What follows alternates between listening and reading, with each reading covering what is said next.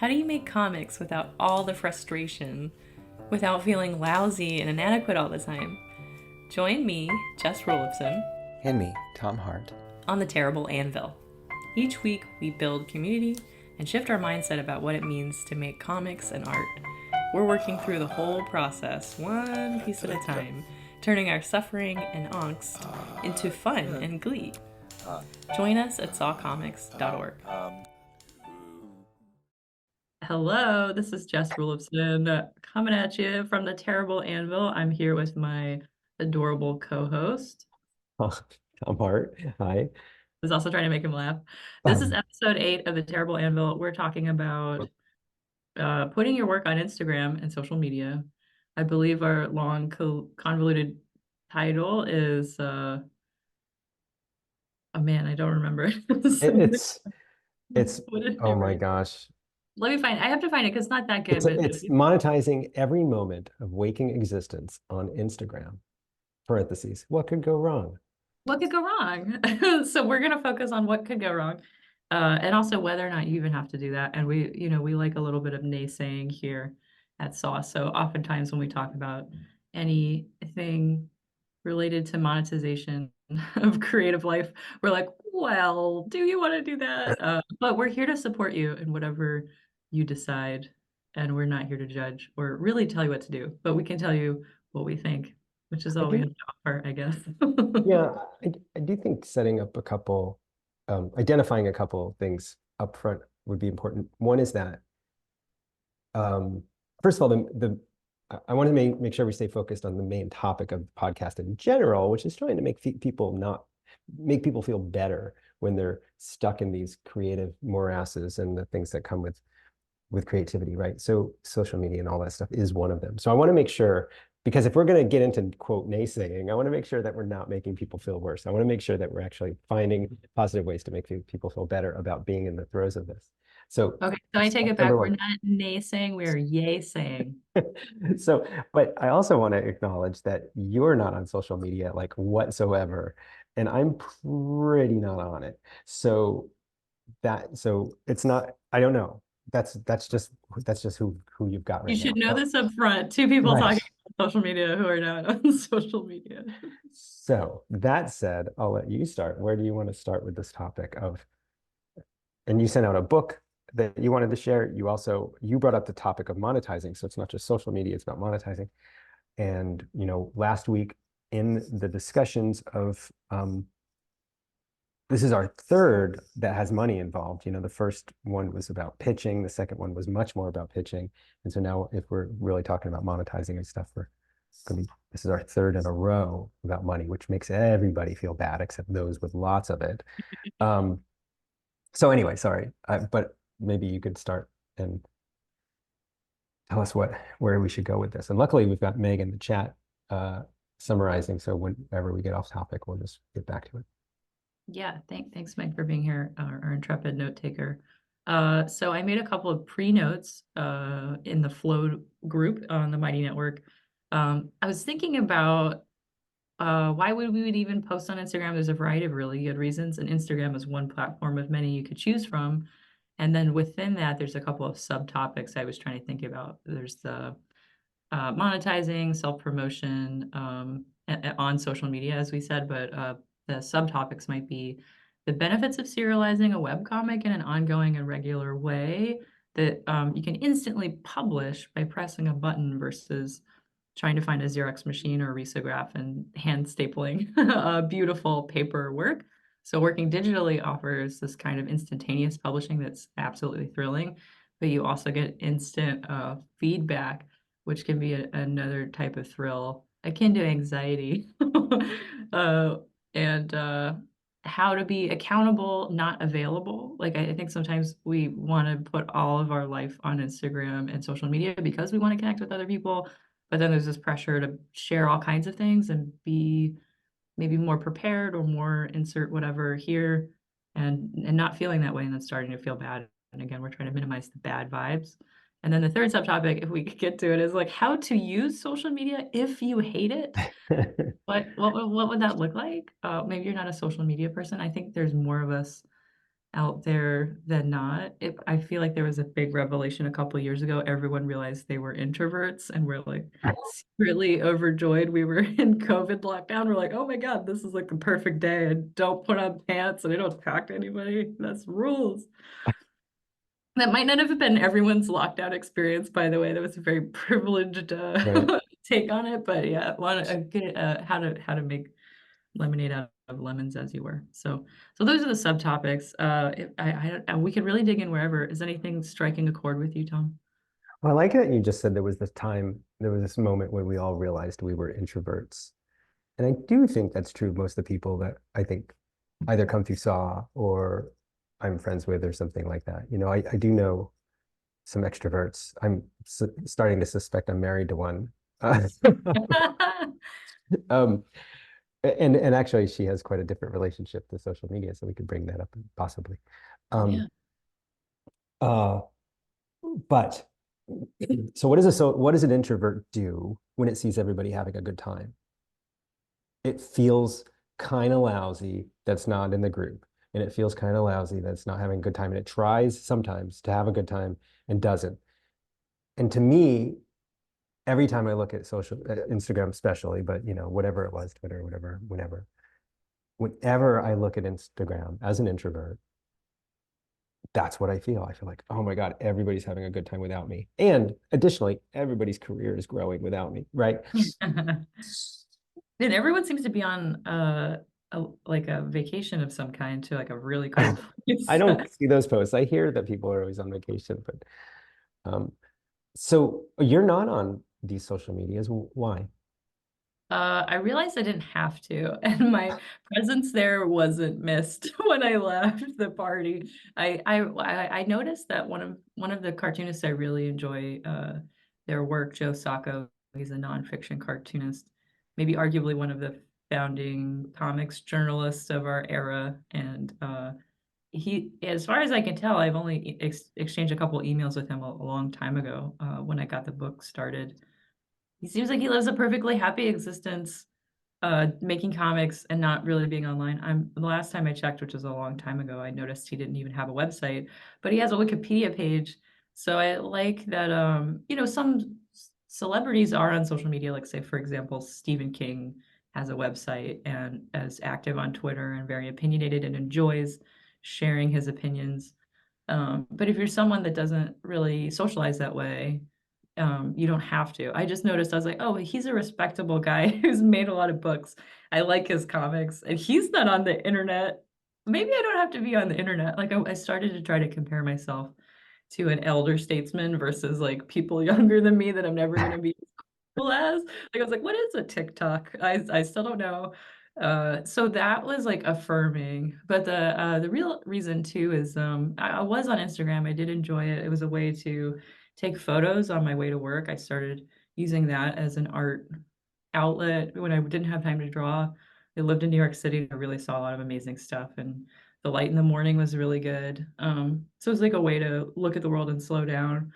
But I started getting like negative comments on my Instagram, and I didn't like it. I felt like I was Whoa. being shut down, and it wasn't a lot, but there were just a few comments that were like, I think I had posted a photograph of these two men who appeared to be homeless who were sleeping on the stairs of this church, and they had built a kind of structure out of umbrellas, and the light was hitting it in this beautiful way. And you couldn't see their faces, but you could see feet. And I don't know, I was just like, oh, they look really beautiful. And I took a picture, and I started not really making a series, but I started noticing also when I was walking to and from work, I would talk to, I not always, like if they're asleep, I'm not going to wake them up and talk to them, but I had the experience of talking to people I saw that were sitting around that didn't appear to have a place to live, and sometimes offering them food if I had it. Um, it was something I was interested in, the idea of, so I think I was like kind of working it out, and I was Yeah. noticing a lot of people were walking by without looking, and I was like, I think there's some dignity and beauty in this moment, and I can take a picture and put it on Instagram. And someone said like, well, you can get their permission. Well, is this ethical? Is this okay to like do this? Or like maybe there would also be, I don't know if that post, but there was some other post that was like this like it wasn't like I was really posting a lot of what I thought to be hyper political stuff, but I just got people that I wasn't really close with in waking life offering me advice on like how appropriate or inappropriate my posts were. And I've also heard people complain about Instagram, like I don't draw anything that's particularly sexually explicit or anything like that. But other people who are into drawing images like that say that their work gets policed on Instagram. So there are like pitfalls for the different platforms. But yeah, it just felt like I was kind of getting only a little bit bullied. And I was like, I don't even like this anyway. Like I scroll through Instagram. I feel bad about myself. I'm trying to make this art kind of for myself and work something out. And then only getting negative feedback. So I don't need to be here. So I just left. And that was like a decade ago. And I really miss it. Well, okay, so maybe an entry point from that anecdote is the idea of social groups. You know, like social groups.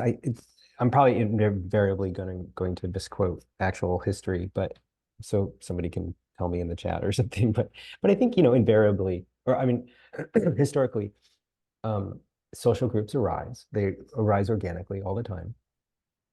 They tend to self-police until they get so large that people um, realize that the rules and the governing ideals haven't been outlined, and then they try and do that. And then if it grows into a larger group or maybe connects with other groups, then you got to put these things down on paper or written in literal stone or whatever, and actual have police and judges and rules and laws and things like that.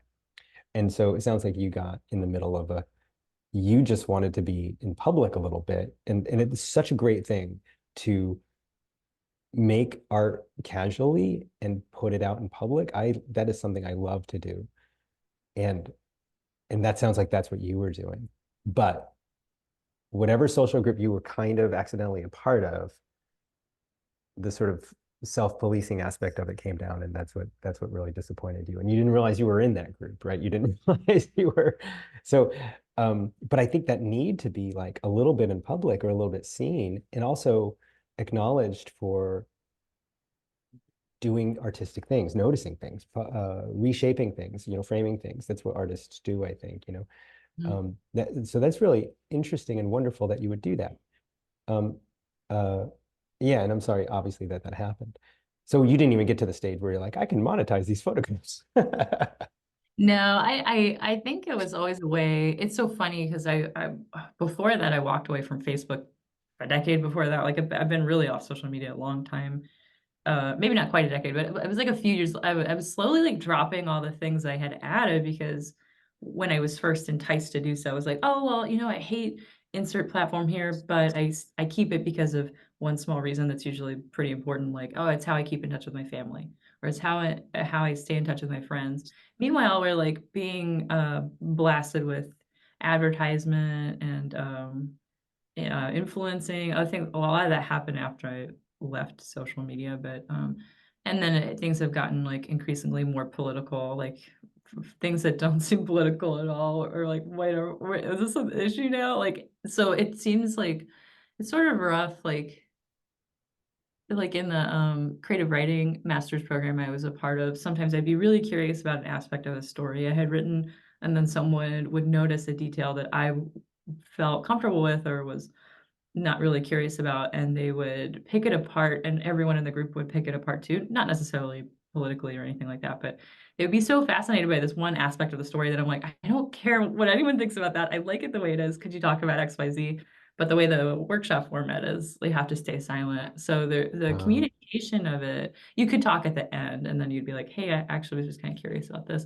And every workshop is run a little different. But I think the communication style on social media is sort of similar, where you put something out there and let it stand alone, and maybe you put a caption or something like that, and then people dive into the comments and uh, maybe don't have a conversation. And like I was interested in finding people that were interested in looking at the same things I were and curious about the same things I was curious about, but there was this like condemnation and lack of curiosity I was met with instead. And I was like, oh, what a bummer. This is like the opposite vibe I want. I'm getting out of here. I'm also like not a good sport. Like if I don't like something, I'm like blah. So I didn't feel like I wanted to. I think a lot of other people have had small moments like that, and they just get over it and keep posting stuff or whatever. But my way of getting over it was leaving. Um, okay, so where do we go from there? We could talk. So we've talked about leaving. We've talked about leaving Yeah, might social have leave media. social media. But okay, so like this worst case scenario, right? But not everyone has that experience. But Uh-huh. I just want to normalize, like, if you don't feel awesome about social media for whatever reason, you don't have to be on there if you don't have room for it in your soul. Like, it's not, you're not missing out, even though it feels like you might be. I think there are opportunities that are easier to stay plugged into. When we talked about pitching short form work, a lot of those opportunities I found out about were via Twitter when Twitter was Twitter. And or the best you can do if you don't love social media is find someone who does and become their friend and have them tell you about all the stuff that you're missing. Because that's the other thing too. I think a lot of people are like, oh, I don't want to be so unplugged that I missed what's going on. And I was like, well, if it's really newsworthy and important, someone's going to tell me about it. In a day or two, I'll just get the news late. But I did find out like 3 months after Betty White died that she had died. And I was like, oh, really? Like, I think she died in December, and I found out in like March. I was like, damn. So it's not instantaneous, but it's sort of like the Pony Express. It's got a vintage vibe, which I think feels better for me to process information. But Mhm. all that said, so I just want to say it's valid if you're not on social media, you can still be a commercial success. But there are opportunities on social media if you do want to be on there. I didn't make comics, but and posted them to Instagram that I remember. But I know a lot of cartoonists I love and follow. They post on Instagram, and there's the format of social media, not always on every platform, but it tends to go towards a square, which is a very nice panel shape. So Mhm. people do, two tiers of two across panels, 4 panel comics. Those have become really popular. I think it's a way to like serialize a strip also. I don't think Kate Beaton was on Instagram. She was serializing on her website itself. So a lot of people were starting early web cartoonists, I think, were serializing on their own websites. And then there were aggregate websites that started collecting them. And then I feel like Instagram came a little bit later, but there are people that are of a younger generation where Instagram is the first choice for serializing your work. So I feel like an old weirdo being like, I don't like the internet. That's I don't know yeah. how helpful that is, but Well, the reason why we bring all this up too is like Tom said, Tom is asking me to write a book that I'm resisting writing, a book about making comics, how to make comics with what you have in your hands and how to negotiate the bad feelings if you have them or get them. And I think some of this advice on how to navigate social media is timeless, and other aspects of it are going to be obsolete in a couple of years anyway. So uh, I don't want to make sweeping generalizations based on my personal experience because I don't think that helps anyone. yeah. In fact, I think it's time to move on. Excellent. I love that, Tom. Let's leave. Well, the reason is because we want to help people navigate it, not just stay off it, right? So Yeah. we've given plenty of reasons to, or at least anecdotes about staying off it. Well, Olivia, the other and thing too is I love that I self-profess as like I'm not on Instagram and I'm not on social media. It's not a brag or anything, but just so you know, the community that the Sequential Artists Workshop hosts is a form of social media. It's on something called the Mighty Network. It's like Facebook alternative. It doesn't have ads in it, but I think it still operates like a social media platform, and that people um, are self-policing kind of in this smaller community. Um, and so there's good and bad, but I think because it's a community that's specifically geared to people who are interested in the work that we do at SAW, or they're interested in comics, there's a lot of common ground, like more than non-common ground, it feels like. So it feels like a particularly special corner of the internet, and I like sharing my work there. So I will say I'm not totally off of social media, and I have a Patreon with like 4 subscribers. Tom is one of them. oh, that's funny. I didn't even know. Um, I want to bring that stuff up about Saw maybe in a little bit. I actually want to pivot to actually talking about social media in a way that does work. And Olivier provides a great example in the chat. He says, "My project a crowdfunded comic about local history could never have taken shape without social media. It helped me gather Yeah. info and feedback as well as promote the actual funding campaign and launch the event. Great. And I think the next question for me would be, for us, I mean, for this podcast, would be like, um, when is it helpful? How can you use it? How can you use it to build an audience? How can you use it to connect with people who are interested in your work and who actually will become in a weird way collaborators on your work? You know, um, social media is great at that if you let it be. Um, I'd love to hear in the chat a little bit more about what Olivia did if he wants to post that in the chat. But it is a way. It's hard to say like I have this dream project and now I just have to convince the world that they want it. You know, that's usually the way Yeah. it feels, right? You know, Yeah. um, and it's really, really difficult. But if you let it be slow and you engage with some people, let's say it's a nonfiction piece. I am going to use Olivier in an abstract way. Olivier's piece about a building outside of Montreal.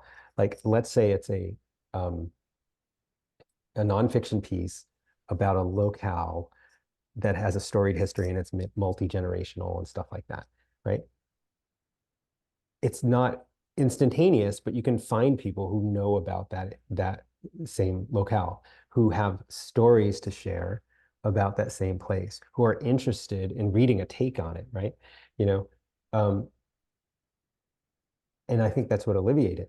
And that's a great example. And slowly you build this partnership, series of partnerships with just maybe single people, um, and an audience.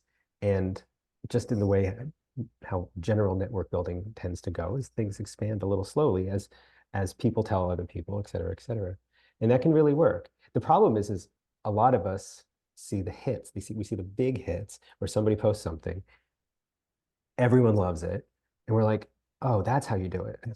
You Yeah. know? And Yeah. Oh, and it yeah. doesn't it doesn't acknowledge the just, you know, a political campaign is about reaching out to network upon network upon network and building as big a network as you can to become president or mayor or whatever. And sometimes an artistic campaign needs to go the same way, or at least to work along the same principles. It's like you tell a couple people close by, they tell some other people. The socials, the social networks, the social media platforms are supposed to work this way a little and can, but it requires a lot of hustle. Actually, I wrote that in the preamble. It's like I got this email in the last couple of days. Let me see if I can find it really fast. I know I can because it's right here. It says, oh, sorry, I lost it. Oh, there it is. How to become, I got it. How to become a content creator. 4 steps. 1, develop your skills. 2, create a portfolio. 3, start hustling. 4, get paid. Ooh, Step 3, start hustling is a start very hustling. long step.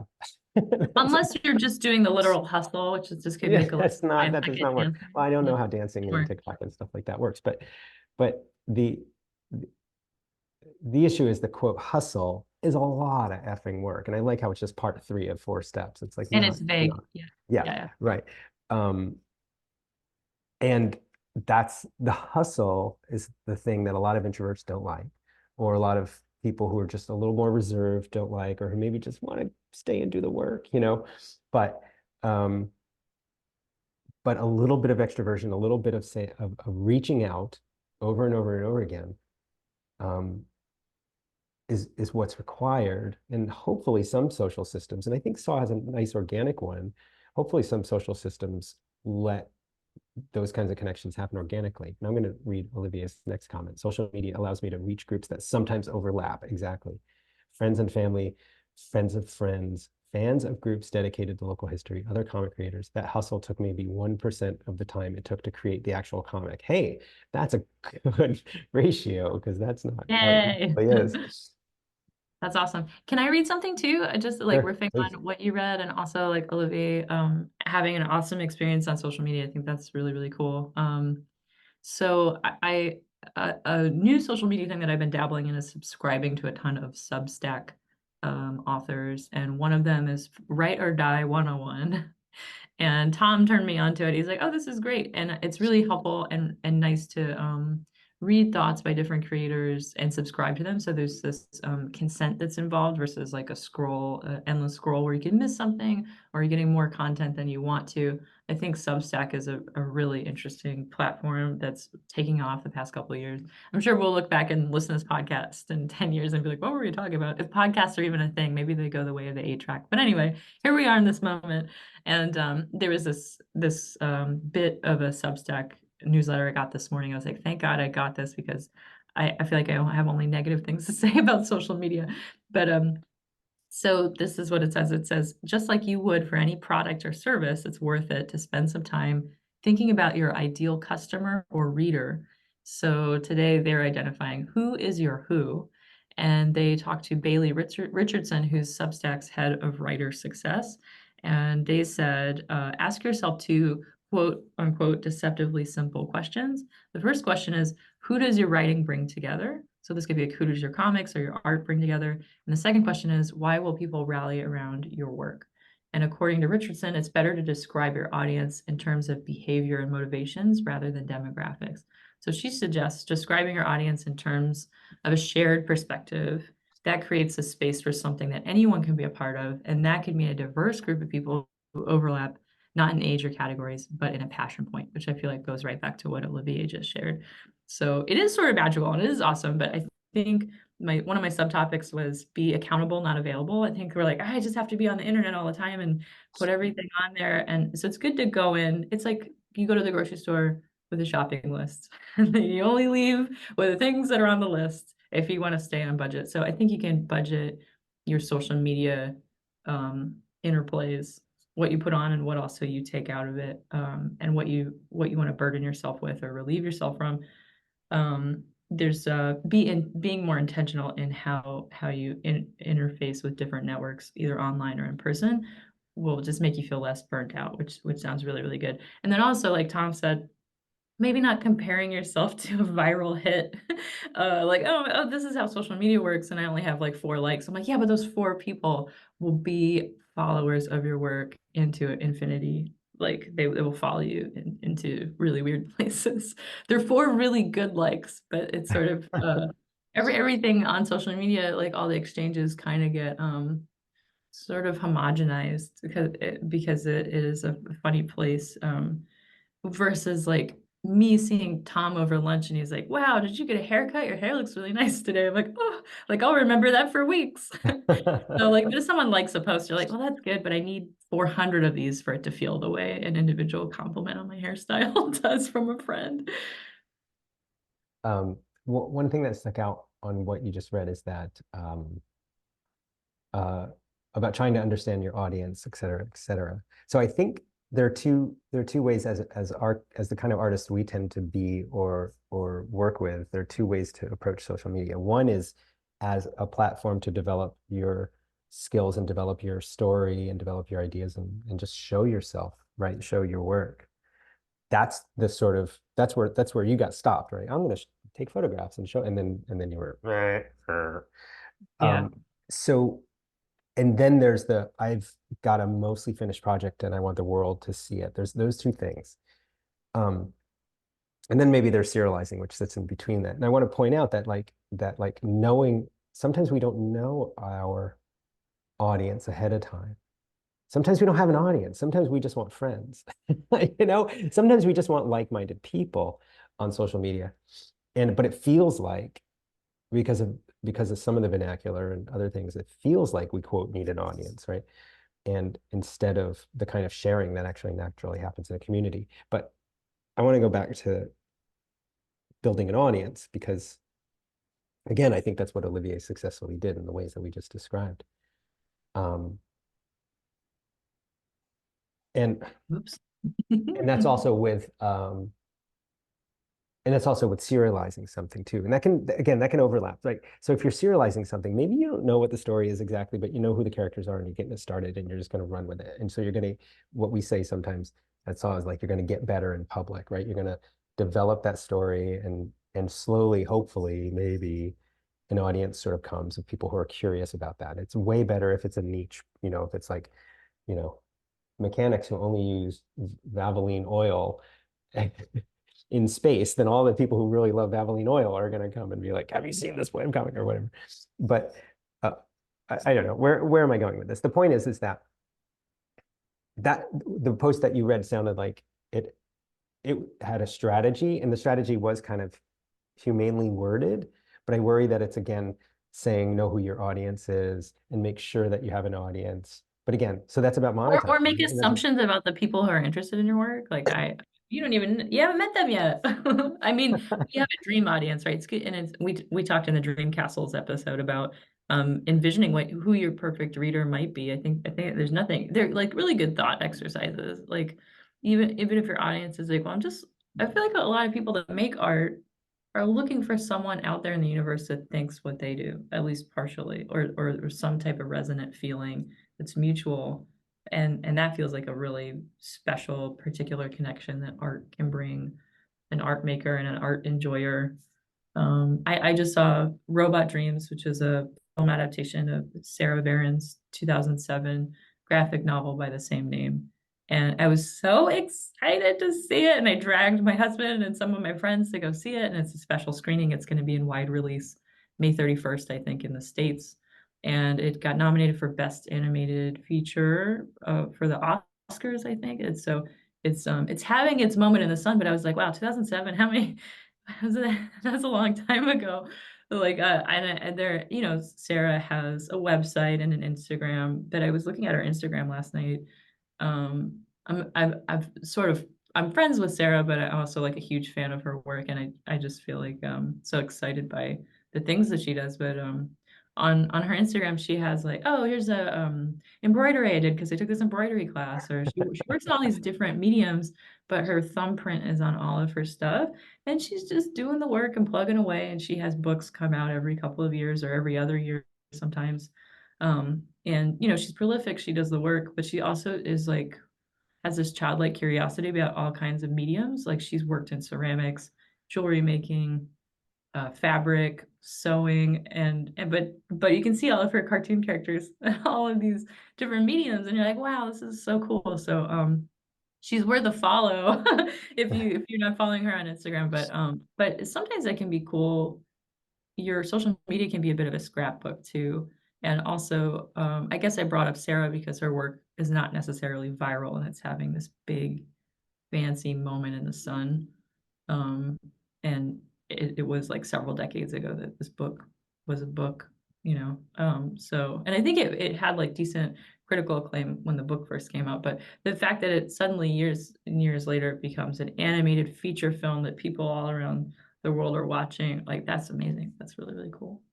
um, But she didn't another engineer that, she wasn't like, I'm going to go on social media and get this many likes, and then I shall collaborate with the Spanish film studio. But she just keeps doing stuff, and she's really also particularly nice, and like she's not a jerk. So I feel like if you're just doing a lot of different things that feel genuine to you, it's okay to put yourself out there and socialize. I feel like the followers, you like maybe we don't want followers, we want friends. I think you can have both, and sometimes they're interchangeable. But there's I don't know. Sometimes our friends are the people that keep us financially afloat. Like Tom is my Patreon subscriber, and I paid money to go see Sarah's movie. And Jim Hamilton just posted he's got a book release party south of Boston at the end of March, and everyone on the network is super excited. And like I think, hey, there you are, Jim. Jim's doing jazz hands with a muted mic. I was because I was like, is Jim here? Yeah, and also just like people showing up to the Zoom call and watching us talk about nonsense. Like that's so supportive and great. Like I'm like, oh, the internet's the worst, but right now in this moment, kind of the best. Like this wouldn't happen without the internet. So I don't want to sound like I'm completely trolling social media. I, I take I it all want back. I want to give a couple more examples of trying to be a professional artist as opposed to just making art, Yeah. and particularly visually. I mean, particularly visibly, like on Instagram and things like that. Um, and so, if you want to be a visual artist, and a professional artist, you are going to have to do that third step, which is hustle, and you're going to have to figure out how to connect with different, your network's going to be different than everybody else's network, and your audience is going to be different than everybody else's audience. There isn't, except for like these influencers who there are particular strategies for how to get Nike to sign up for your brand or whatever. That's different. But like how to sort of warm people up in that political campaign way, how to warm people up to coming to your vision oxymoron, is a slow hustle. Um, and so what I want to pair what you just described about Sarah Varon with Keith Knight, and they're both our people. They're both great, great people, great cartoonists around the same age. And they both had successful Hollywood projects. We'll call Robot Dreams Hollywood for the moment, even though it was in Spain. Um, Sarah is pretty near as I can tell, she's pretty much not a hustler. I mean, she doesn't push herself out there as an artist to be seen. She probably had very little to do with getting Robot Dreams onto the big screen, I'm guessing. We could talk to her. She's a friend. Um, but she does great work, and I'm sure she is quite in control of her literary career, right? She probably is constant contact with her agent and makes sure that she has good relationships with her editors and stuff like that. But Keith, however, very early on wanted a TV show or a movie. And he grew up in Massachusetts, moved to San Francisco. And San Francisco is where he got his skills in a variety of ways, cartooning and music both. Um, and then he said, I want, and if Keith listens, and he can correct me if I'm wrong, but I'm pretty sure this is correct. And then at some point he said, I want a TV show or a movie. I'm moving to LA. And he moved him and his family to LA. And they lived there, I'm thinking 10 or 12 years or something, hustling in the same way you do on Instagram, except differently. Now you're taking meetings. Now you're going to certain kind of parties. Now you're meeting friends of producers, and you're meeting people in low levels and to see if they can get you higher on the level and stuff like that. And finally signed a deal to produce the show called Woke that came out on Hulu, I think, about 2 years ago, or maybe even 3 at this point, and then moved away from LA and said, I did it. Now I'm getting out of here. And then moved his family to North Carolina. I can't remember exactly why there. And then the show ran its course. It ran 2 seasons, and then that was the end of it. But that was a singular vision, right? He wanted that, and he knew that there was a certain kind of hustle he had to do to get it. And it involved moving, it involved moving his family across the country. It involved tons and tons of shaking hands and meetings and meeting people. But he's also, near as I can tell, happy to do that. He's more extroverted than most of us, I think. I don't know if he is a quote an extrovert. So anyway, I'm just sort of saying, like, these big artistic dreams get fulfilled sometimes through totally different processes. You can be single-minded about it and create an audience on Instagram or wherever. It's hard work. The other thing I wanted to mention, you said like Keith Knight moved across the country. I just assume it's across the country if you're moving to LA, but I don't know where he moved from. San And, Francisco, yeah. and he's like, I'm not leaving until this dream is fulfilled, and that's awesome. And I'm so glad that it happened. But one thing to note is Sarah Varon, myself, and Tom Hart all lived in New York City for over a decade. And that itself is kind of a slow hustle. It's like, I guess I'll just go to the center of the universe and see if I meet anyone with money that likes me. So like that's a strategy. I was going to undergrad for painting, and I was really interested in illustration. And I talked to my painting professor. Shout out to Ben if you ever listen to this episode or podcast. And I had gotten into a few different art schools, and one of them was in Florida, and SAW didn't exist yet. Otherwise, I would have applied there. But I applied to an art school in New York and got in. And I asked my professor, what should I do? He's like, well, there's a lot more jobs in New York City than there are in Florida. So if you want like a job after you graduate and whatever, you should probably move there. I was like, oh, okay. So I did that. But you increase your odds at the social networking roulette table. If you go to a city with 9 million people in it, you'll meet someone. So that was like sort of pre-social media. I mean, Facebook was a thing, but Instagram hadn't been born yet, and I don't think Twitter was around yet either. It was just Facebook. So Yeah, Um, in person matters, and I think that's still a way, a main way that matters for I'm just going to say people. Um, Social media is helps, but being in the same room with people, even if it's a big convention center, is different than um, catching them for a moment on their scroll or whatever.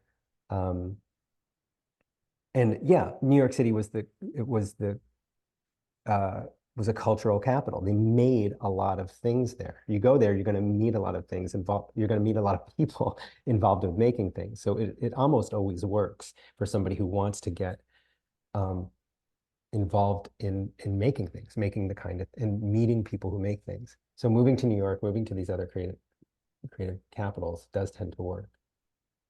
It most of this, in fact, I think all of the students who who I've taught who wanted to get into animation, me and other teachers said, well, you have to move to LA and start meeting people. And they all did, and they all eventually got jobs in animation. I right. think then they discovered they weren't great jobs. But Yeah. we Yeah, got but like them. identifying like where's the center of that universe? I have to go live there and then do it and then figure out what it is. Yeah, that's absolutely the thing. The other thing about social media that feels super obvious is that it's the World Wide Web. That's what the W's stand for. Young people, that people used to say www dot like people anyway, I Yeah. digress. But if, for example, some of our best students at SAW and greatest champions are insomniacs that live in Wales. Shout out to Leonie. Um, and like I don't know if I would have met people all around the world, sort of in New York, but that's really, what's really cool about the network that SAW has built, but also different types of social media is you can meet anyone if they're awake some of the time when you're awake or even not, it's asynchronous too. Someone leaves a comment and the next day someone says something, so you can have this dialogue. I mean, this all sounds super obvious, right? It's faster than the post office, but we take it for granted. But wow, what a marvel that we can make friends with people all around the world. But so sometimes it's very location specific and it's easy to concentrate a nexus, but other times like the maybe that's the overwhelming thing of social media is it's everyone everywhere all at once. Well, but that model of like go to where the creative people are can be you can place that onto virtual communities. And I think that saw now we come into the promo part of the conversation. But I think that's what we do at SAW is we're trying to create this place where people are creating comics, where people are creating a mixture of fiction and nonfiction comics. And by going into that community, if you're somebody who wanted, maybe you don't want to sign up for a course, but maybe you want to meet other people, going into the SAW community is a good place to start. And one thing I've noticed, and I'm so delighted, is that when I do go on Instagram and I see somebody like, um, and I'll see like, oh, Darlene posted this, and then I'll see who quote liked it or who commented on it, and the people who, and invariably, line after line, it's people who met here.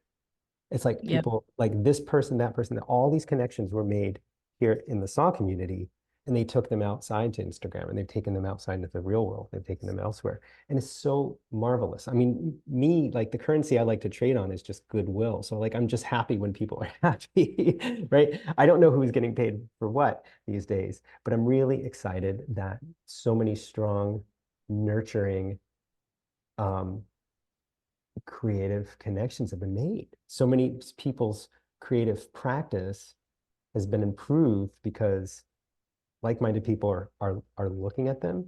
Like-minded people are helping, but mostly just being there, being a part of their their network of other creative people, which we all need, I think. Very hard to create in isolation. So anyway, yeah, that's the saw. And again, it's like, and one reason we're creating Seesaw, which is still very, very nascent at this moment, but we're creating this Seesaw Comics website, which is a way to sort of showcase that and sort of bypass the Instagram algorithms. Because right now everyone agrees the Instagram algorithms are shit and it's very difficult to be seen. So we're slowly building this system where you can bypass the algorithms and you can just know that there are there's work that you want to see there because it's work by people or work with creatively. in the same Also, network. like, it reminds me of LinkedIn, like, I It don't know, does. social media, but there's this idea of like, yeah, meeting people online that you have an affinity group with, like, oh, we're all cartoonists on the Mighty Network and Saw, and we met at Saw, and we're supporting each other's work. Maybe you don't know a lot about that person personally, but it's a way to kind of vouch for that person's work. Like, I would recommend Jim for anything. Just I've Right. seen his comics. I'm like, well, anyone who makes work like this like could probably put out a house fire. Like I'll definitely put a resume, like a recommendation. So there's this building a community, but also this kind of street cred thing. Like it's not just followers, but on LinkedIn you can endorse people.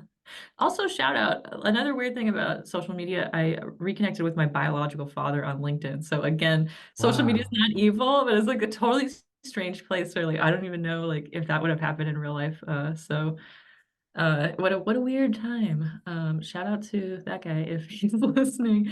But one of the other subtopics that you made me think about, if I can find it, I don't even know if I have it in the comments here. Well, We go uh, crazy. We have like this pre-cap post, and then we dump a bunch of amazing stuff in yeah, it. and also we have like what, 8 or 10 minutes or something. Two So seconds, right? um And Tom has a left. bunch more there too, so I'll try to include that in the Well, recap. I'll mention one thing that doesn't need to be, we don't, as you look for whatever you're looking for, and I'll mention that one thing about communities is that like there's this idea that like we can only really know about 100 people. Actually, I think the term's like 150 really well, right?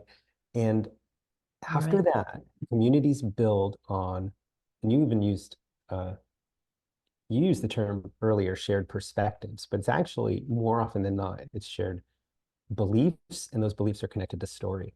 So like eventually we all we can get involved in bigger communities and actually be an active part of a bigger community if we all share the same story. Story Mhm. that sort of Saw supports, which is that like we all have a personal story we can tell visually and we all want to read it, you know? And so that way, like Saw can be larger than 150 people and still have people really valuing each other's connections, even though not everybody knows each other really well. So I just wanted to comment on that sort of on um, how communities slash audiences, et cetera, grow. You know, you can be next to somebody at a Taylor Swift concert who you don't know, and you can turn to them and say, "I love this song," and they're going to say, "Me too." You've connected on the absolute shared belief that Taylor Swift's music is awesome, and it was easiest thing in the world, right? If you were to turn to that person and say, "I don't like chicken pot pie," they'd be like, "What? I love chicken pot pie," right? We're here because we believe in Taylor Swift. Anyway, uh, the way that community scales up and the way groups scale up is through story and belief. Anyway, go ahead. What are you Yeah, gonna that's say? true. Well, this is good. This is good. You I know you were actually sharing, but I was like, oh, this is great. Stall for time while I Yeah, find. right. We all keep notes and then we squirrel it away and then I can't find anything. So we're getting better at this. Thanks for being with us. But so I guess to like hopefully summarize, I found our subtopics, but I don't know if we actually covered all of them. But let's talk about them one more time.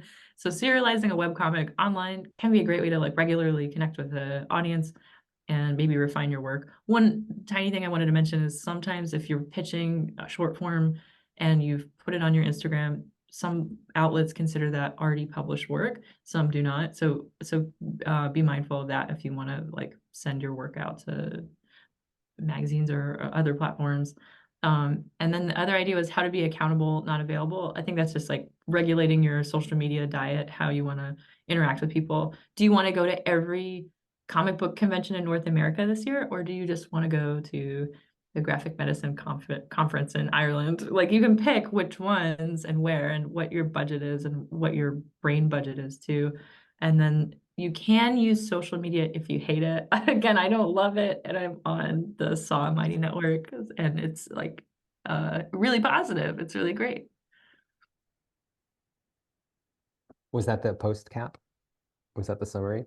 These, well, they were like subtopics I was hoping we covered. I was like, I guess we did, and if I just say them one more time, it's like we talked about I, it. I want to mention something. It's not a sidebar. It actually is about monetization. And it's like, I do admire and recommend that people find ways to monetize their work on Instagram or any social media if it works for them.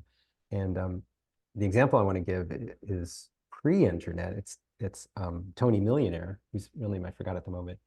But he had this beautiful drawing style that he cultivated over years. And it was a very Victorian inspired line art looking thing. And he still draws that way. And he would go into wealthy neighborhoods and put into their mailboxes. He used his real name, but I forget what his real name is. But anyway, he would put into mailboxes, so and so is going to be in your neighborhood drawing houses. Um, Send in or call this number. I think it's probably phone number. Call this number if you'd like your house drawn for $150 or whatever. And he would just do that. And he made his living that way for a while. He would go into a wealthy neighborhood. People would pay him how much money to draw their house, and he would draw their house. And it's not similar to the kind of commissions that are being had. These are very low level ways of hustling, but they are ways of hustling that work. People doing commissions. I see a lot of pet portraits and stuff like that on Instagram, and it's awesome. And it's like the way to turn quick artistic labor into money is through those kinds of commissions. It's tough because burnout is easy. Competition is probably high. Um, but that's one way to start if we're going to talk about monetizing. Tom, do you monetize? Are you a monetizer? Or do you partake of the social media? No, my God. But I'm just glad I'm not the only one about. well, no, but I've wrestled with money all my entire life, Sure. Yes. you know, and yeah, no, so but I'm also not an artist that I don't think anybody's seeks out in any way. I don't know what my particular value is as a creative, as an artistic person, but it sure as heck isn't drawing. So like I'm not going to be drawing anybody's pet portraits or anything. You, however, have a monetizable ability to paint portraits very quickly. And if you wanted to be like, oh my God, I gotta make $600 for rent, you could probably say, all right, I'm doing portraits again, which I see a lot of my friends doing. It's like a lot of people are like, rent party, I'm doing portraits right now. I want, like Gabrielle Bell does this, I want to get one from her because she'll like sit and stare at you on Zoom for like 20 minutes and draw your portrait and then send it to you, and you pay her so much money and then she gets her rent paid. Yes. Um, Well, that's the other thing about scalability of well, there's so much there to unpack that I would love to. And this always happens right when we're like, let's wrap up the call. Tom says something amazing. I'm like, wait. So we'll have to add more on the next episode. But yeah, Tom pondering what his value as a creative person is. I'm like, oh, I think that's the hard part about engaging with people on social network is like, do I have anything to offer? Like, I want to be right. here, but like, is this good enough? And it's like such a hard conversation to have with yourself. That also said, like, what if you do have skills that are easily identifiable? For example, you have enough skill to put together a $4 zine, and then you bring it to the small press expo that charges hundreds of dollars for portions of tables. You'd have to sell just a butt ton of those to make your money back on the travel expenses and all that stuff. So I've seen it in real life too, where you have something that's valuable but hard to scale. And I think a lot of people want to charge, layman's prices for the work, but it takes thousands of hours to put it together, and you just want to connect with people, and you don't want to charge an arm and a leg. So maybe we have to all go around to people's mailboxes like Tony Millionaire and be like, a cartoonist lives in your neighborhood. Did you want a drawing of anything at all for $20? And results may vary, like get to you in a year, because also a lot of us are slow workers. But yeah, like the speed of the hustle, maybe that's a great takeaway is like the slow hustle, which sounds like a romantic, slightly erotic dance from like a country I've never been to. The slow hustle where you can share what you have to offer or develop what you think you have to offer and continue the conversation and do it over a span of time versus like totally binging on every outlet or doing all the things all at once. You can do that too, but like Tom said, there's this potential for burnout, even if you are doing a little or a lot. Like it's just hard to do. Oh Slowly yeah, develop. Darlene says a really nice thing about Tom in the chat. Tom's value is teaching, mentoring, and giving us more Hutch Owen comics, please. Well, Kidding. well, the former I appreciate. The latter, I don't think is going to happen anytime soon. Um, but yeah, I like that you're talking about slowly developing what you have to offer. And I think that's one thing I'd be happy ending on this sort of topic, but it's up to you. Um, again, something we talk about at Saw, Rob Clow talks about a lot too, is like this slowly getting better in public. And that's what the public sphere can be good for. And that's what social media pretty much is these days, is the social, is the visible social sphere. And so like what you say, slowly developing what you have to offer, social media allows that. And again, I'm going to say Saw really allows that, I think. And hopefully for a lot of us, that feels good enough when it happens. Like I'm getting better, people are noticing, and I'm having conversations about what it is I'm doing that are revelatory to me um, as I'm doing them. Hopefully that's enough, right? It's probably not. Once, if you reach a point where you're like, okay, I've done this, I've done this, I've gotten quote better, I've reached people, I've met peers. Now what? If people hit that point, that's like I think on my forward list that I found on the internet, I think that's part two, which is like I forget already. But like at that point, your mission might change. Your mission might change from like I want to make things, I want to get better at it, I want to not feel bad doing it, and I want to meet people. Right? That's sort of mission one. Mission two might be I want to expand my reach. That's a whole nother mission, and that involves hustle.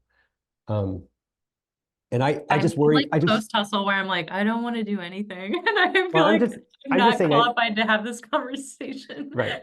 I just think that some people just look at like, I want to make art, and all they see is hustle because it's so prevalent and we get so much of it. And so like they think, oh my God, I want to make art, but without the hustle, how do I do it? Well, the answer is you don't worry about it yet, or ever. You worry about finding people making art and being a part of their world. Yeah, I think if you make the art and trust in that itself, the process itself, and like hold on, don't let anyone take that from you, even if your algorithm is weird or whatever it is. Like if you're still making the work, that's where the value is, even if no one else is lavishing praise on you or giving you the likes, or you're not making a bunch of money. Or even the people that have figured out how to monetize their work, I don't know if they're making a livable wage or a yearly salary all the time, unless they've kind of become viral influencer level type of people on social media. And there are people like that out there, and that's amazing. And they're not exactly exceptions to the rule, but there's lots of different ways to promote, connect, network, make friends. There's a lot of different things we're like kind of mixing in the batter here. It's not just about monetizing, but we often wrap up our self-worth with our relationships with other people. I know I do. And then also my ability to get money to come to Totally. me. I feel really bad about that. I can make work I feel good about, but I feel bad that like it's hard to negotiate getting money for that stuff. Yeah. Yeah. Yeah, it's definitely about that.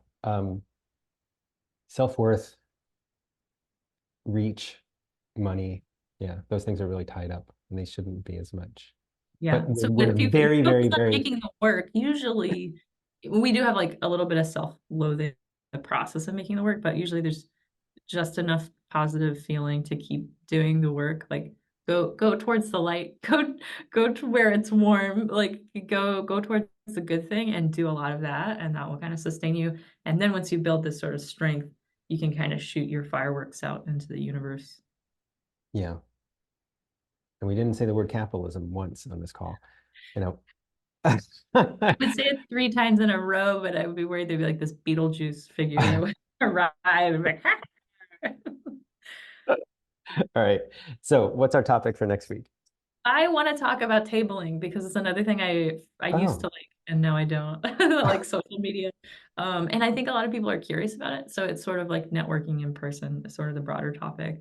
And then we got a really good comment on our Substack for episode 7 this week about if you don't make a graphic novel, you're not a real artist. I'm really oh, paraphrasing, and I didn't give a shout out to the name, so sorry about that. If you're listening, thank you for listening.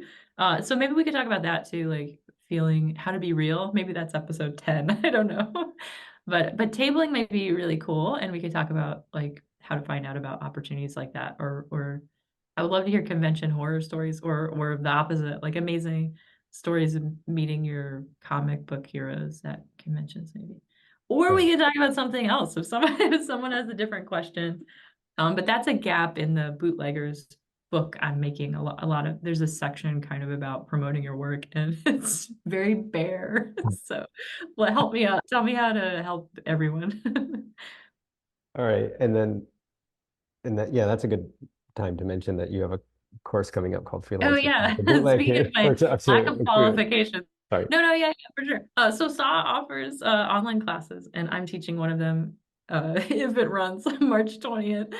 For 4 weeks, we're going to talk about freelancing, and it's the bootlegger's guide, which means like, what do you have? What are you available for? Let's figure out how to get a plan for you, and I can tell you about all my stories and how I promoted my work and freelance negotiated salaries or not salaries, but stipends. I don't know what they're called. The money that I get paid to make art. You can teach you how to talk about money with clients, how to write an email, how to pitch an email, uh, like how to find people to collaborate with.